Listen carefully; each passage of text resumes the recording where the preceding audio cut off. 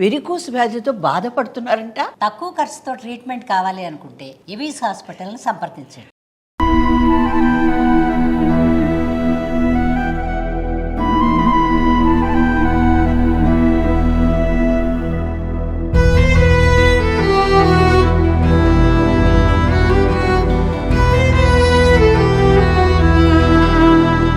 జమ్మూ కాశ్మీర్లోని పహల్గాంలో జరిగిన ఉగ్రవాద దాడిలో దాదాపు 26 మంది చనిపోయిన విషయం అందరూ తెలిసింది. అందులో ఏపీకి చెందిన 2 వ్యక్తులు చనిపోయారు, పర్యాటకులు. అందులో ఒకరు కావలికి చెందిన మసూదన్ బేసిక్గా బెంగళూరులో స్థిరపడిపోయారు 12 ఏళ్ల క్రితం. కానీ వాళ్ళ తల్లిదండ్రులు, ఆయన పుట్టి పెరిగింది మొత్తం కూడా కావలే. అయితే ఆయన చనిపోయింది మంగళవారం మధ్యాహ్నం నుంచి సాయంత్రం ఆ ప్రాంతాల్లో చనిపోయారు. కానీ ఆ విషయాన్ని బంధువులందరికీ తెలిసింది, కానీ వాళ్ళ కుటుంబ సభ్యులు, ముఖ్యంగా వాళ్ళ తల్లిదండ్రులకి చెప్పలేదు బంధువులు. రీజన్ ఏంటంటే వాళ్ళిద్దరూ హార్ట్ పేషెంట్ అవడంతో, ముఖ్యంగా వాళ్ళ తండ్రికి ఇటీవల సర్జరీ చేయడం, అలాగే తండ్రికి మసూద్ అంటే విపరీతమైన ప్రేమ ఉండడంతో ఆ విషయాన్ని చెప్పడానికి తటపటాయించారు. కానీ నిన్న జరిగిన ఒక ఇన్సిడెంట్ అందరినీ కూడా కంటతడి పెట్టిస్తోంది. ప్రస్తుతం నా వెనకాల కనబడుతోంది కదా, ఇది అట్టిపల్లె షాపు, అట్టిపల్లెకి సంబంధించిన గోడౌన్ ఇదంతా కూడా.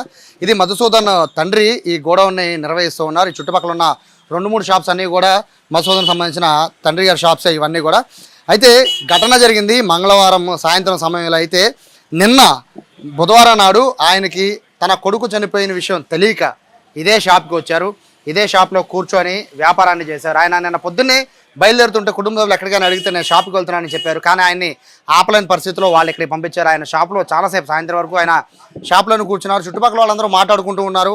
మధుసూదన్ అంటే చనిపోయిన 26 మందిలో నెల్లూరు చెందిన వాళ్ళు కూడా ఉన్నారంట. అంటే ఆయన మధుసూదన్ అంటే ఎవరో మధుసూదన్ అనుకున్నారు తప్ప తన కొడుకే అని ఆయన గమనించలేకపోయారు. రీజన్ ఏంటి అంటే వాళ్ళు వెళ్లే ముందు మధుసూదన్ అంటే ఎవరైతే అట్టుపల్లి వ్యాపారం చేస్తున్నారో వాళ్ళకి అతని కొడుకు, కోడలు, పిల్లలు అందరూ, మనవాళ్ళు అందరూ కూడా చెప్పి ఇక్కడి నుంచి వెళ్ళారు. అంటే ఇదే కావాలి నుంచి వాళ్ళు బెంగళూరు వెళ్ళి, బెంగళూరు నుంచి వాళ్ళు జమ్మూ కాశ్మీర్ వెళ్ళిన పరిస్థితి. సో మసూదన్ అంటే ఎవరై ఉంటారు, చాలామంది మసూదన్ ఉంటారు. అందులో నా బిడ్డ ఎందుకు అయి ఉంటాడేమో అనుకున్నాడేమో, కానీ సాయంత్రం దాకా ఇక్కడే ఉన్నారు.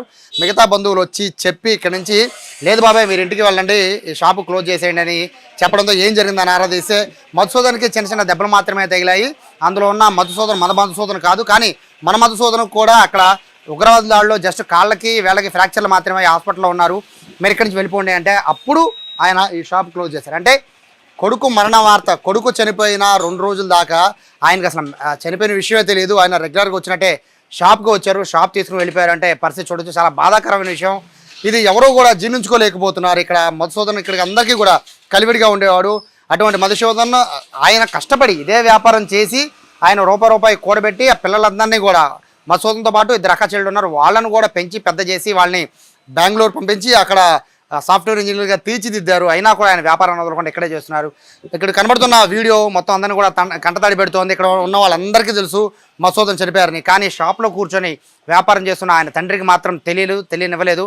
బట్ ఉదయం ఏదైతే మధుసూదన్ మృతదేహాన్ని తీసుకొస్తున్న సమయంలో ఆ రోజు అర్ధరాత్రి పూట మాత్రం విషయం చెప్పడం జరిగింది. అది కూడా బంధువులంతా కూడా చాలా అంటే చెప్పడానికి తటపాటాయిస్తున్న నేపథ్యంలో కూతుళ్ళు చెప్పడం జరిగింది. ఇలా గాయాల పాలయ్యాడు, గాయాలపై చనిపోయాడని చెప్పడం జరిగింది. నిన్న రాత్రి నుంచి ఆయన వేదన అయితే అరణ్య రోదనైనా చెప్పాలి. ఆయన ఏడుస్తుంటే మొత్తం అందరూ కూడా ఉన్న చుట్టుపక్కల వాళ్ళందరూ కూడా స్థానికులందరూ కూడా ఏడు చేస్తున్న పరిస్థితి కనబడుతుంది. ఓవరాల్గా తండ్రి కొడుకుల మధ్య ఎంత పెద్ద బాండింగ్ ఉంది అనేది మాటల్లో చెప్పలేని విషయం. తన కొడుకు చనిపోయినా కూడా చనిపోయిన విషయం తెలియక అతను వచ్చి వ్యాపారం చేసిన వీడియో మొత్తం అంతా సోషల్ మీడియాలో హల్చల్ అవుతుంది. ప్రస్తుతానికైతే మృతదేహానికి పోస్ట్మార్టం నిర్వహించి నేరుగా చెన్నైకి తీసుకొచ్చారు. స్పెషల్ ఫ్లైట్లో చెన్నై నుంచి కావల్లోని ఉన్న మధుసూదన్ సొంత ఇంటికి, అంటే వ్యాపారం చేస్తున్న మధుసూదన్ నాన్నగారి ఇంటికి తీసుకొచ్చారు. సాయంత్రము బరే గ్రౌండ్లో ఇక్కడ అంత్యక్రియలు జరుగుతాయి. అది కూడా అధికారిక లాంఛనాలతో చేస్తున్నారని చెప్తారు. మొత్తం మీద హృదయ విదారకంగా మొత్తం కావాలంతా మారిపోయింది. ముష్కరులు అనేది ఖచ్చితంగా కఠినంగా శిక్షించాలని అయితే మొత్తం ఇక్కడ ఉన్న వాళ్ళందరూ కూడా డిమాండ్ చేసిన పరిస్థితి కనబడుతుంది. కెమెరా పర్సన్ కృష్ణతో సాయి, సుమన్ టీవీ, కావల్ నుంచి.